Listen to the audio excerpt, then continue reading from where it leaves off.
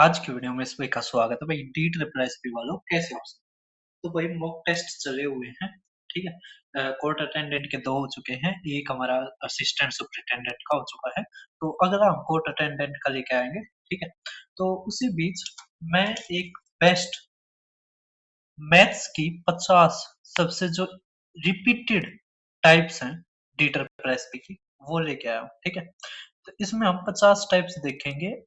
Arithmetic मतलब जो आपका सिलेबस है उसमें मैथ्स का जो सिलेबस है उसके जो सबसे ज्यादा रिपीट होते हैं वो 50 टाइप्स। ठीक है, तो ये वीडियो आपको जरूर देखनी है। ठीक है, बिल्कुल मिस नहीं करनी है। आप ये देखना, ये 50 के 50 टाइप्स आपको आपके उसमें मिलेगी। ठीक है, ये हो सकता है एक आधे क्वेश्चन छोड़ने पड़े क्योंकि 40 ही क्वेश्चन आते हैं। ठीक है, लेकिन अगर आप ये वीडियो देख लेते हो तो अगर मान लिया 40 आपके क्वेश्चन आते हैं तो उसमें से 30 क्वेश्चन कर पाओगे।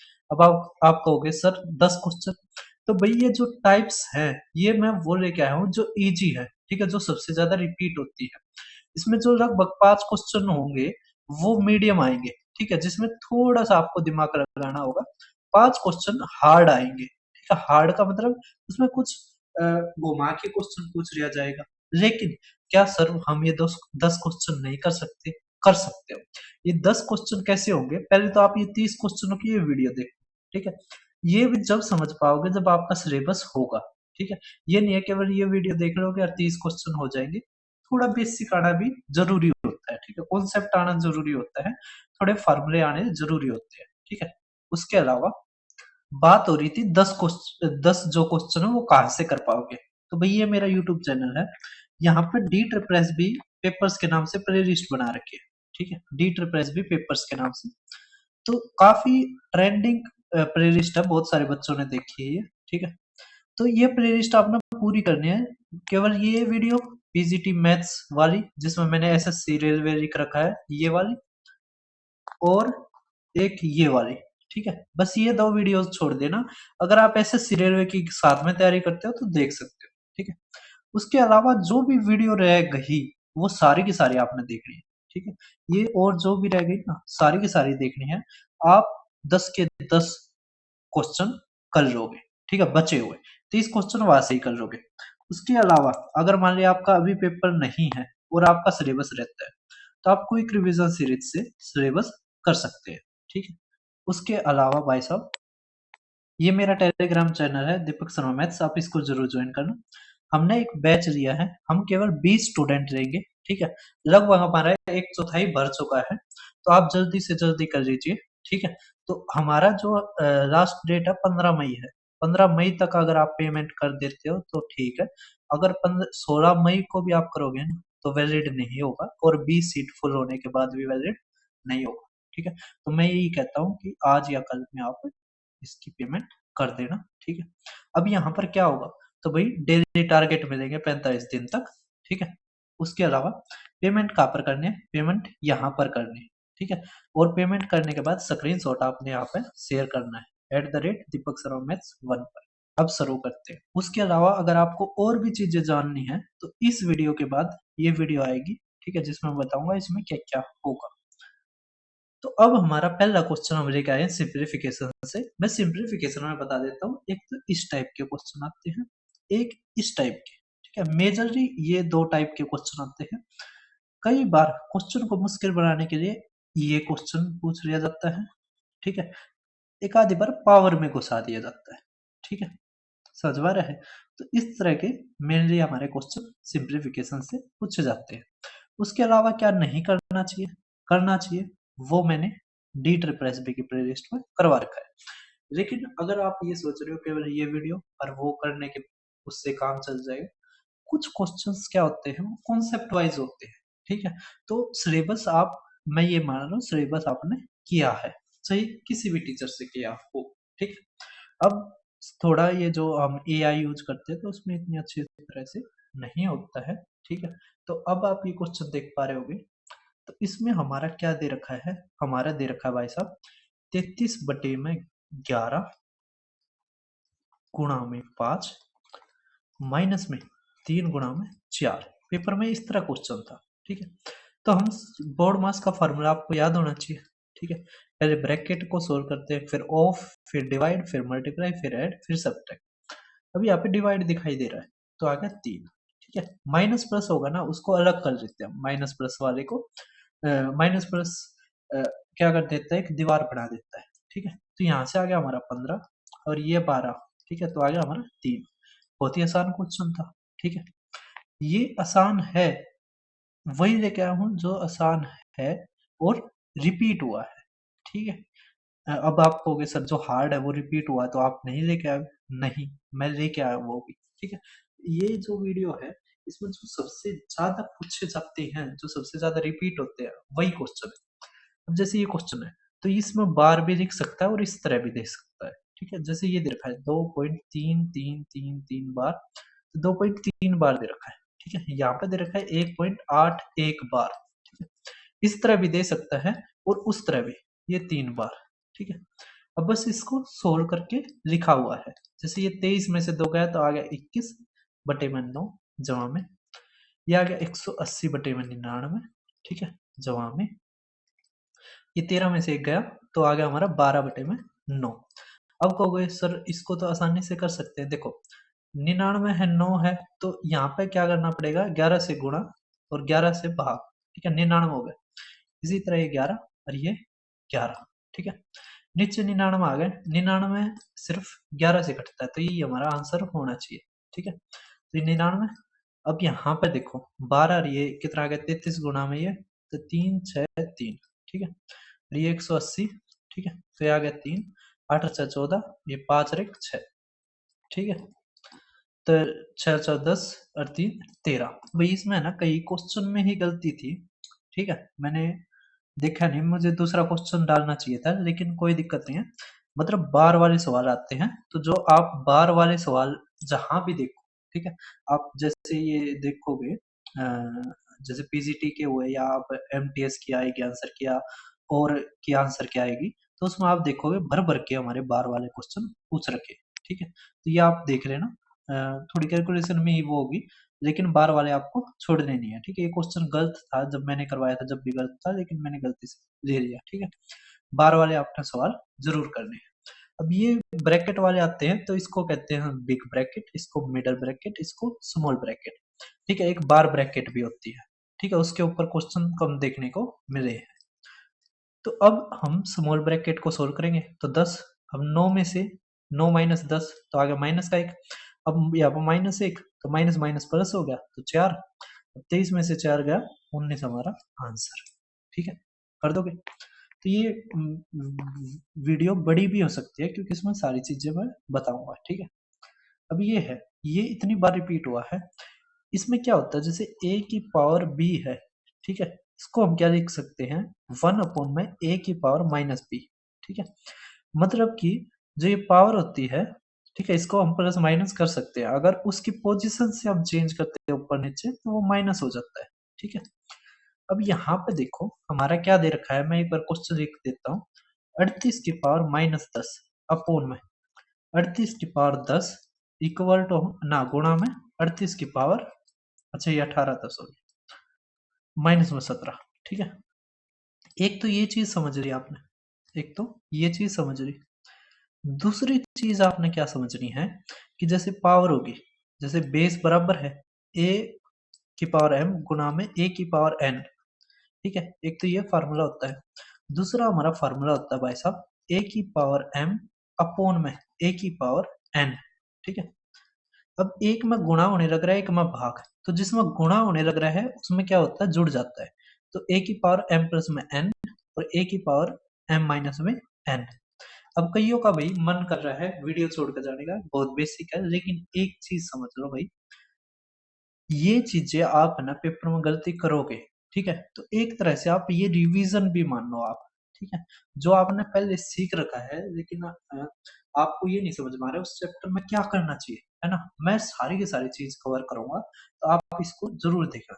ठीक है, अब यहाँ पे ये हो गया। ठीक है, तो अब यहाँ पे देखो ये भाग हो रहा है तो मतलब घटा हो जाएगा, तो यहाँ पे 38 की पावर माइनस 10 माइनस का 18।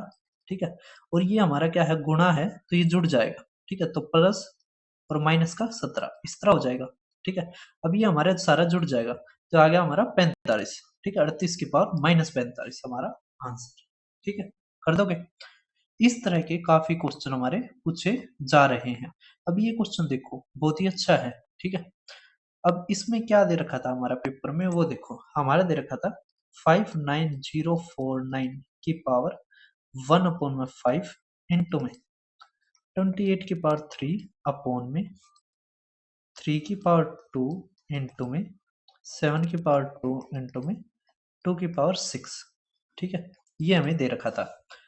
अब यहां से एक चीज समझो, जो ये है ना हमारा, ये आपने पहली बार देखा होगा।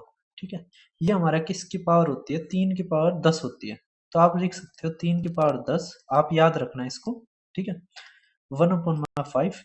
इस तरह क्वेश्चन पूछा जा सकता है, जैसे यहाँ पे दे दिया।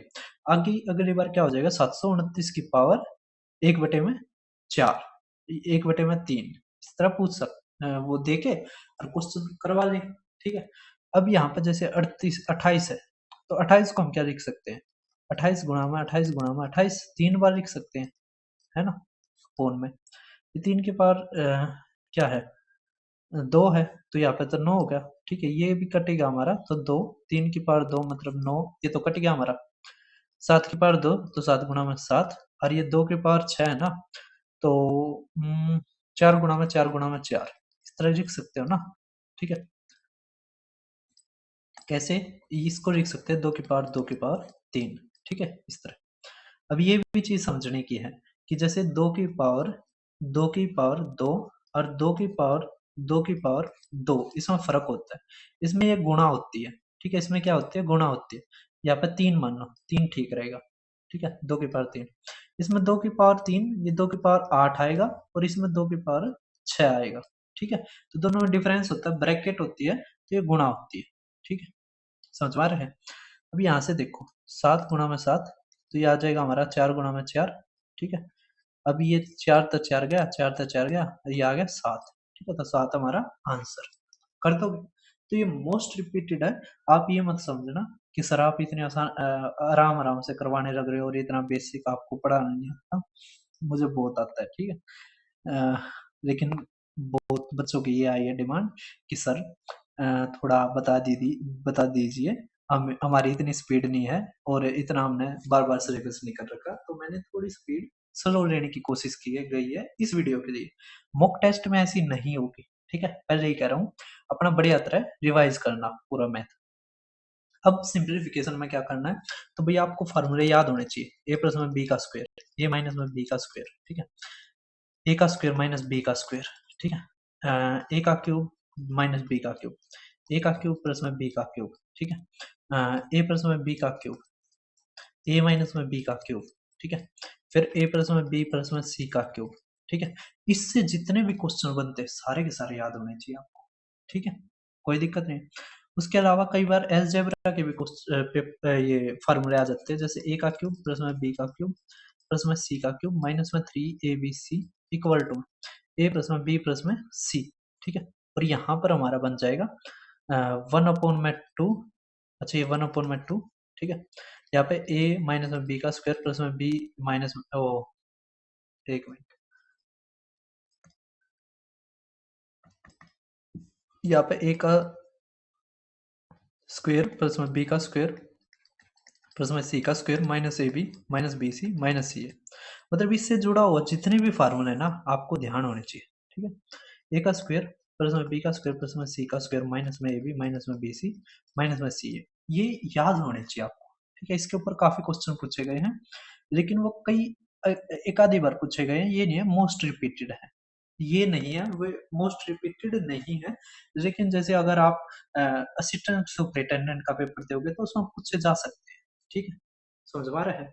तो अब आप देखिए नंबर सिस्टम, तो पहले ही क्वेश्चन नंबर सिस्टम में है, तो नंबर सिस्टम में जो क्वेश्चन आते हैं इसमें फार्मूले याद होने चाहिए। जैसे जो हमारा कोर्ट अटेंडेंट का है, उसमें मैं बताता हूँ कि क्या क्या पूछा जा रहा है।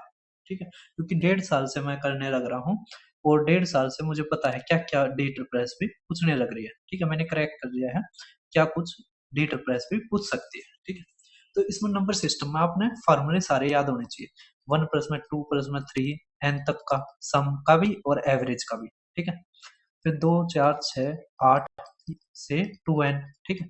इसी तरह स्क्वायर के ये ओड नंबर में भी हो जाएगा, ठीक है। इसी तरह ये स्क्वायर वाला, इसमें भी ओड इवन और क्यूब वाले, ठीक है। ये सारे फार्मूले याद होने चाहिए आप।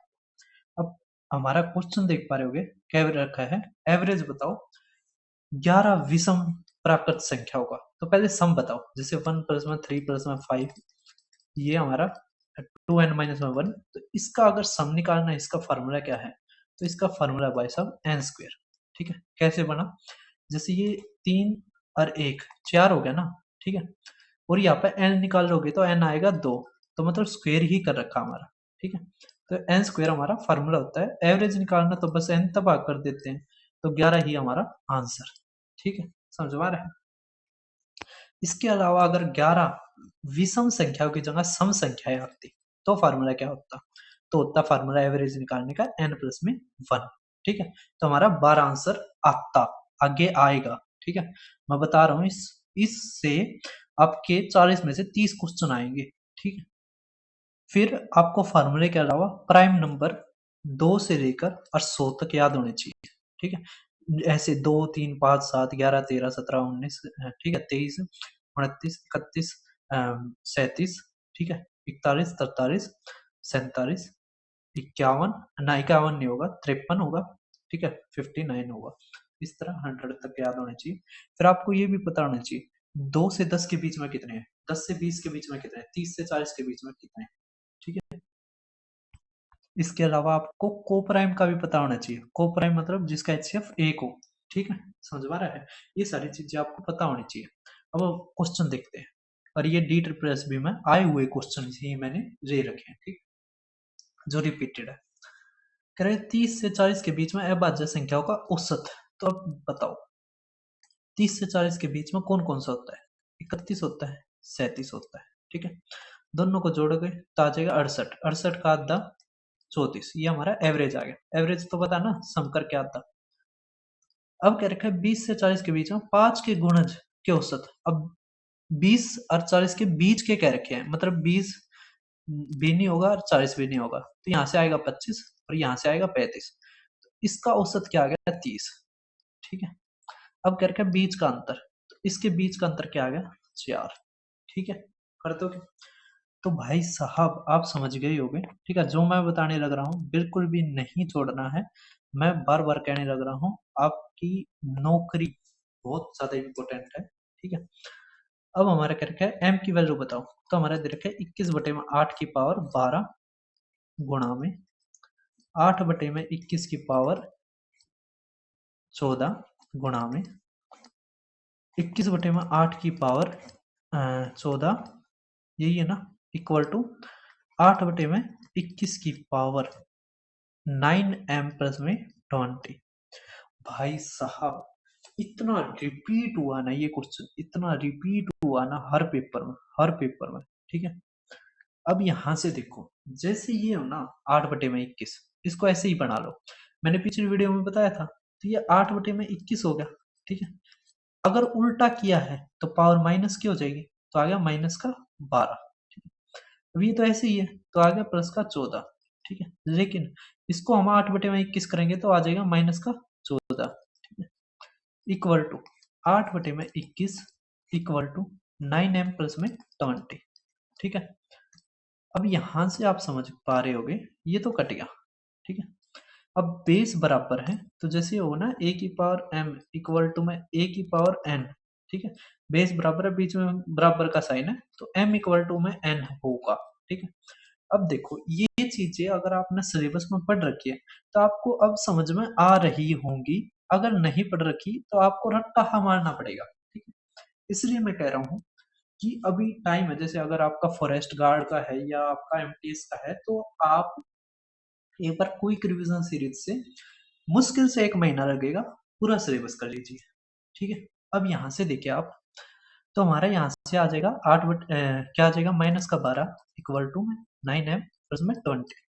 अब ये आ जाएगा माइनस का हमारा 32 बटे में 9 इक्वल टू m, ठीक है। तो ये रहा ए ऑप्शन, ठीक है, कर दोगे। अब आप देख पा रहे हो नाइन्थ क्वेश्चन में हमारा क्या दिया है, देखो आप। अच्छा, ये हो गया, ठीक है, ये हमारा नंबर सिस्टम कंप्लीट हो गया। जो चीजें बतानी थी मैंने बता दी। नंबर सिस्टम में लगभग इतना ही पूछा जाता है, ठीक है। या एक हमारा पूछ लिया जाता है, मैंने उसमें भी बताया था अपने कोर्ट अटेंडेंट में, जिसमें होता है कि एक संख्या 35 से भाग होती है तो उसका रिमाइंडर 24 आता है। अगर उसी संख्या को 5 से भाग देते हैं तो 24 को 5 से भाग देते हैं, ठीक है, तो हमारा 4 रिमाइंडर आ जाएगा। इस क्वेश्चन को भी आपने ध्यान रखना, ठीक है। अब आप एवरेज देखो। एवरेज का काफी अच्छा क्वेश्चन है। हमारा क्या दे रखा है, 7 संख्या का औसत 47 है, प्रत्येक संख्या में 6 की कमी कर दी तो नया औसत, ठीक है। तो हम सीधा क्या करते हैं, इसमें से घटा देते हैं तो हमारा क्या आ जाएगा 41, ठीक है। अगर प्रत्येक में 7 की कमी कर दी, 7 घटा देंगे। अगर मान लिया 10 तक इंक्रीज कर दिया या वृद्धि कर दी तो हम 10 इसमें जोड़ देंगे, ठीक है। ये सवाल हमारा पूछा जाता है, मोस्ट रिपीटेड है। उसके अलावा ये क्वेश्चन भाई साहब पता नहीं कि क्या ही डी ट्रिपल एस बी मारा है। अभी जो जैसे पीजीटी के आए थे पिछले महीने में आंसर की, उसमें ये इतना ज्यादा देखने को मिला, मैं तो दिमाग हो गया भाई। पता नहीं ऐसा क्या ही चल रहा है इनके दिमाग में कि ये क्वेश्चन इतनी बार पूछ लिया। अब हमारा क्या रखा है कि 3 संख्या का औसत इतना है, यदि 2 संख्या ये और ये हैं, तीसरी संख्या क्या है। तो भाई हमारा क्या होता है एवरेज का फार्मूला, सम ऑफ नंबर्स। तो 12 जमा में 28, तीसरी संख्या हमने x मान ली, अपोन में जितनी आइटम्स है उनका नंबर, ठीक है, इक्वल टू 22। तो यहाँ से आ गया 66, ये आ गया हमारा 40, तो आ गया 26। x हमारा क्या आ गया 26, ठीक है, समझ में आ रहा है ना। ये गुणा कर दिया 66, यहाँ से 40 घटा दिया तो 26 हमारा आंसर, ठीक है। इतनी तो कैलकुलेशन आपके दिमाग में होनी चाहिए। अब एक चीज और, बहुत सारे बच्चे कहते हैं कि टीचिंग और नॉन टीचिंग का क्या अलग अलग मैथ आता है। नहीं भाई साहब, इनका कुछ नहीं पता, ठीक है।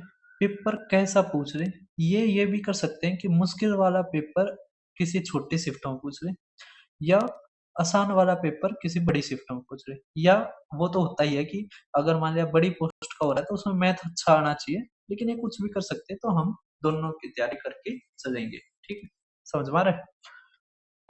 तो टीचिंग और नॉन टीचिंग वाले भी ये वीडियो जरूर देखें, क्योंकि पेपर 1 में 20 में से 15 आपके यहाँ से ही फंस जाएंगे पेपर 1 में, ठीक है। अब ये क्वेश्चन है, ये भी काफी बार पूछने को मिलता है, देखने को मिलता है। क्या रखा है, फर्नीचर की 3 वस्तुओं की औसत कीमत इतनी है, यदि उनकी कीमतें इतने के अनुपात में है तो सबसे सस्ती वस्तु की कीमत है वो बतानी है। अब हमें क्या करना, बस इनका जोड़, तो आ जाएगा 7 और 5 12 और 3 15, 15x बटे में 3 इक्वल टू हमारा ये आ जाएगा, औसत आ गया ना 16365, ठीक है। तो यहाँ से आ गया 5 है, 5 इक्वल टू ये आ गया। हमें बतानी है सबसे सस्ती, सबसे सस्ती का मतलब आ गया 3 बटे में 5, ठीक है। अब 5 से भी कर सकते हैं, ठीक है, क्योंकि ये सारे अलग है ना। 5 से करो, 5 दिया, 5 दूनी 5 सत्ते और 5 दिया, और 3 गुणा में 3 तो 9 आना चाहिए लास्ट में, ये रहा, ठीक है, समझ में आ रहा है, कर दो। उसके अलावा अच्छा 3 से देखते ना तो ये डी ऑप्शन भी हो सकता था, इसलिए मैंने ये रिस्क नहीं लिया, क्योंकि यूनिट डिजिट अलग है तो हमने थोड़ा सा एफर्ट लगा लिया 1-2 सेकंड का। अब ये क्वेश्चन भी भाई साहब इतना देखने को मिलता है, ठीक है, और इसमें कुछ नहीं है। कह रखा है एक छात्र के अंक गलती से 88 के बजाय इतने दर्ज कर दिए, तो बस इसका अंतर लिख लो, कितना आ गया 21, ठीक है। तो 21 इक्वल टू हमारा क्या आ जाएगा, x गुणा में 7 बटे में 6, ठीक है। तो यहाँ पे क्या आ जाएगा 7, ये आ जाएगा 6,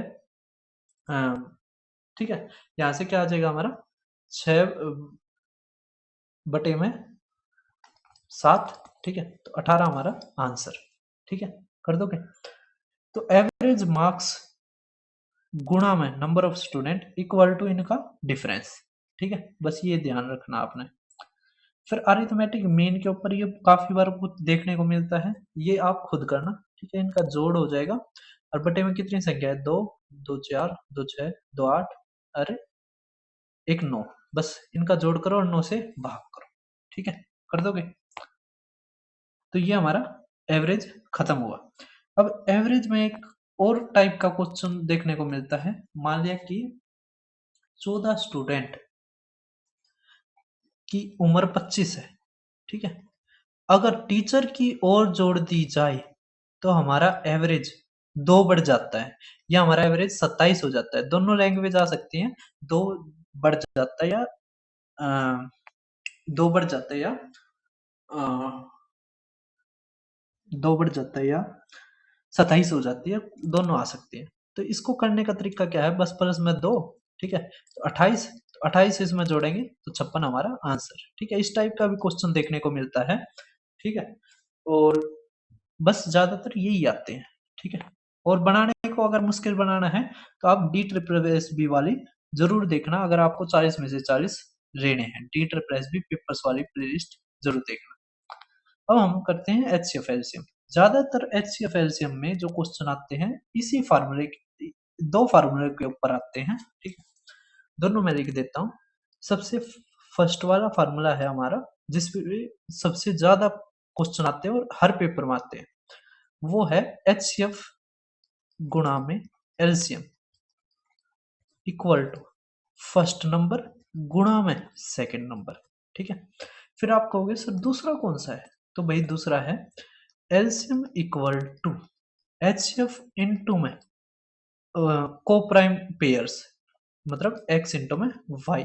जैसे ये फर्स्ट नंबर है ना, तो ये सेकंड नंबर है, तो ये बना कैसे होता है? एच एक्स और एच वाई से, जिसमें एक्स और वाई क्या होते हैं? को प्राइम होते हैं। को प्राइम का मतलब इनका एचसीएफ एक होता है। ठीक है, समझ में आ रहा है? ठीक है, कर दोगे? अब एचसीएफ की जगह कई बार ग्रेटेस्ट कॉमन डिवाइजर भी आ जाता है, जीसीडी। ठीक है, समझ में आ रहा है?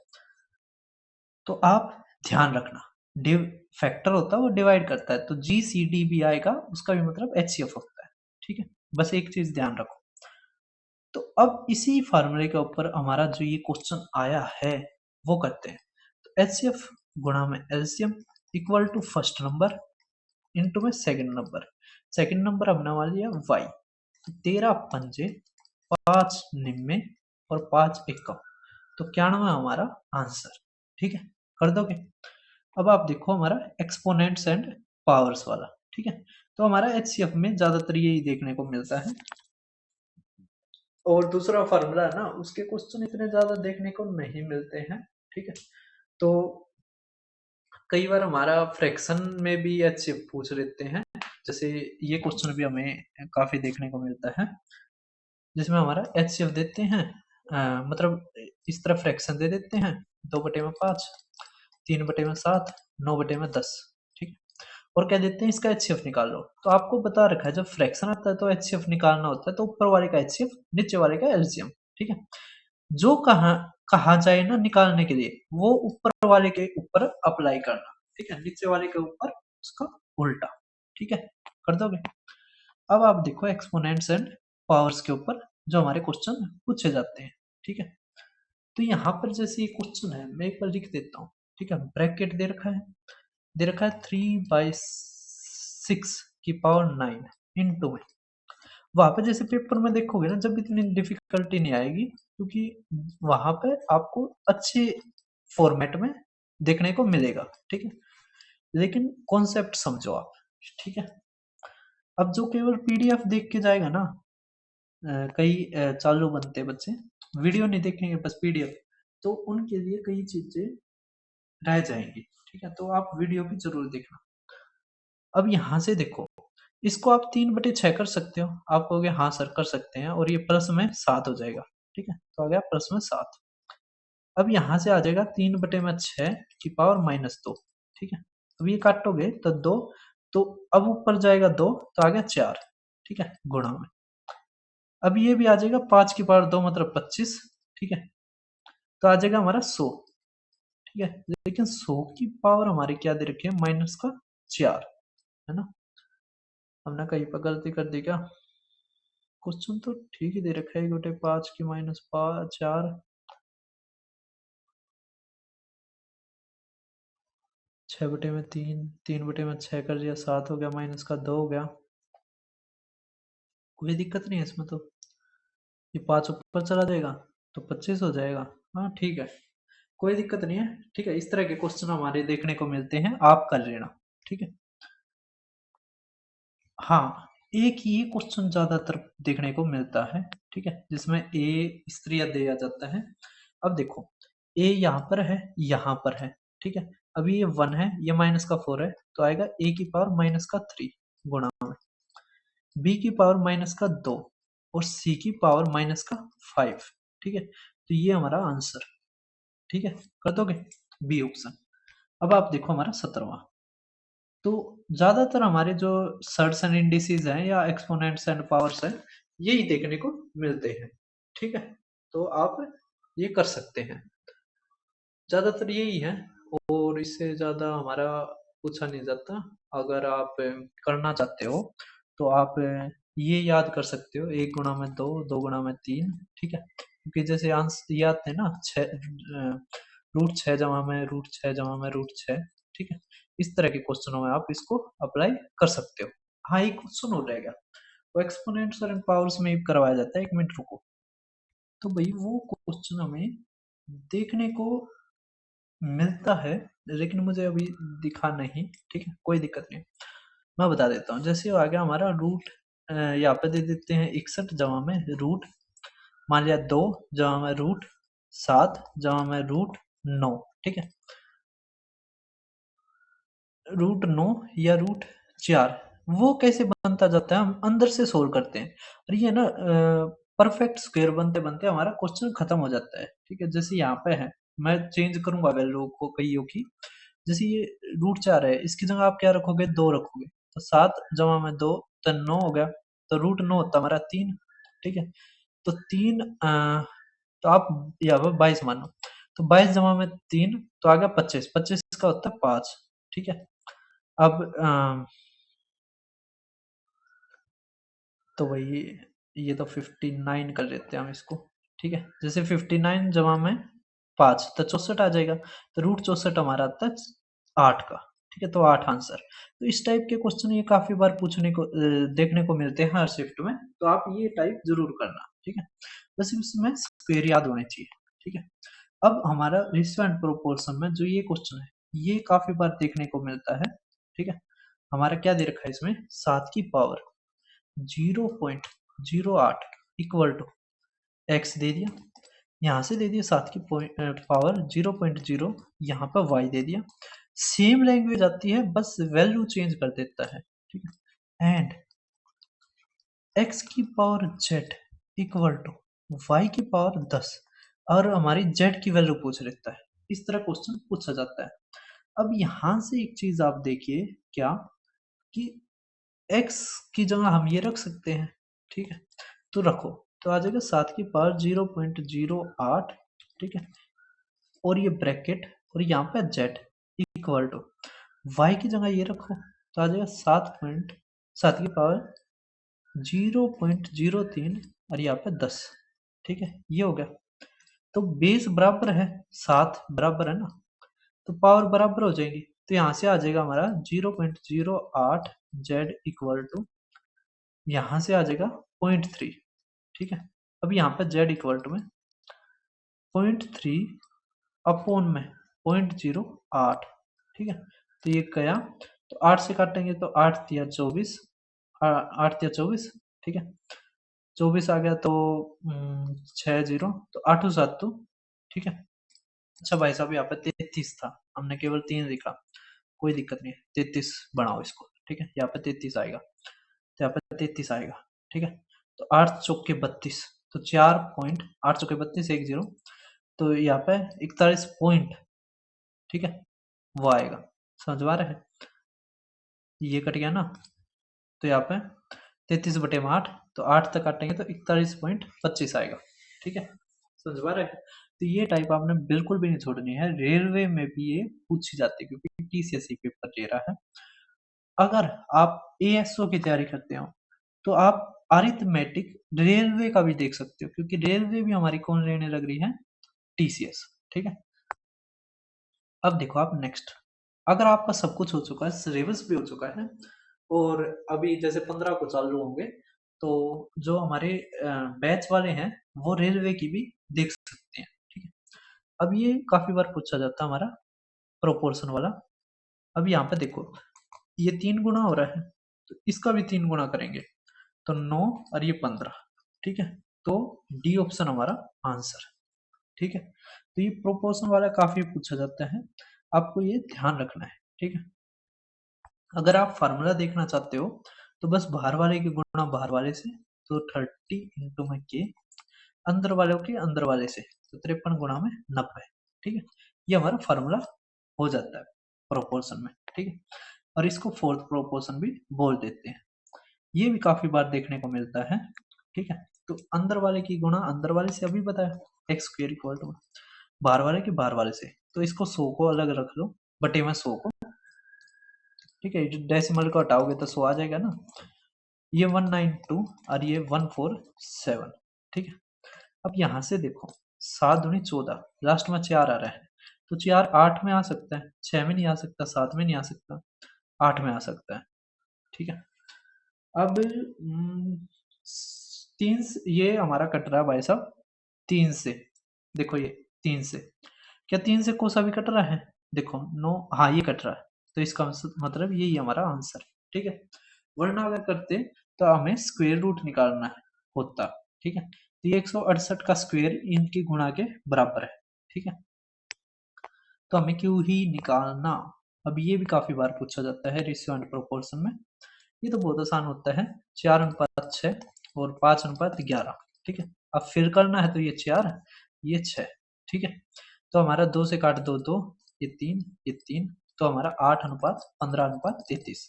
ठीक है, अब कहोगे सर ये तो हमने कर रखा है, तो कर रखा है तो क्या क्या होगा भाई, ये अच्छा ये 5 आएगा, सॉरी 5 आएगा, तो यहाँ पे 10 आना चाहिए, ये कट जाएगा। ठीक है, तो 10:15:33। अब दिक्कत इसमें नहीं है, दिक्कत इसमें नहीं है, ये क्वेश्चन आप कर लोगे। दिक्कत होती है जब हमारा दे दिया जाए बी की जगह ए यहाँ पे। ठीक है, यहाँ पे मान लिया ए दे दिया, A/C, तो अब आप कैसे करोगे इस सवाल को? आप कहोगे सर ये क्या है, ये क्या बवाल चीज है। तो अब यहाँ से देखो 4:6 है। ठीक है, अब पहले इसको 2:3 लिख लो ना, है ना, 2:3 ही लिखो इसको, क्यों ही हम दिक्कत रहे, 2:3 आ गया। और यहाँ से अब देखो ये दे दिया हमारा 5:11, ये 11 दे दिया।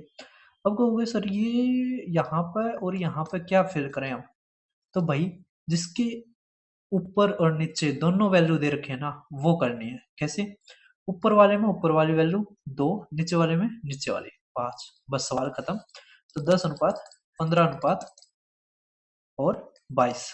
ठीक है, अगर मान लिया इस तरह क्वेश्चन आता है तो ये करना है, ये काफी बार पूछने को मिलता है।